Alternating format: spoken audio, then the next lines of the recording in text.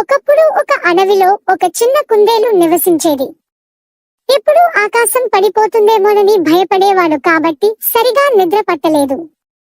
ఒకరోజు కుందేలు మామిడి చెట్టు కింద నిద్రిస్తుండగా మామిడికాయ అతని మీద పడింది. అతను అకస్మాత్తుగా మేల్కొంటాడు మరియు ఆకాశం పడిపోబోతున్నట్లు అనిపిస్తుంది. ఆకాశం పతనం కాబోతోందని అతనికి అనిపించింది.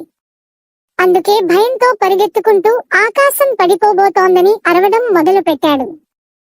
దారిలో ఒక జింకను కలుస్తుంది. జింక అతనిని అడుగుతుంది, హే బ్రదర్ కుందేలు, నువ్వు ఎక్కడికి వేగంగా నడుస్తున్నావు?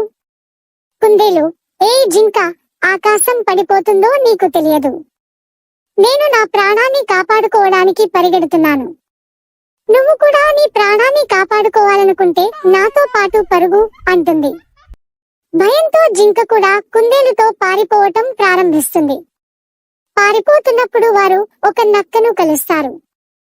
నక్క, ఏ కుందేలు మరియు జింక, మీరిద్దరూ ఇంత వేగంగా ఎక్కడికి నడుస్తున్నారు? ఆకాశం పడిపోతుందని నీకు తెలియదు. నీ ప్రాణాన్ని కాపాడుకోవాలంటే నువ్వు కూడా మాతో పాటు పరిగెత్తాలి అంటుంది కుందేలు. అప్పుడు నక్క కూడా భయంతో ఇద్దరి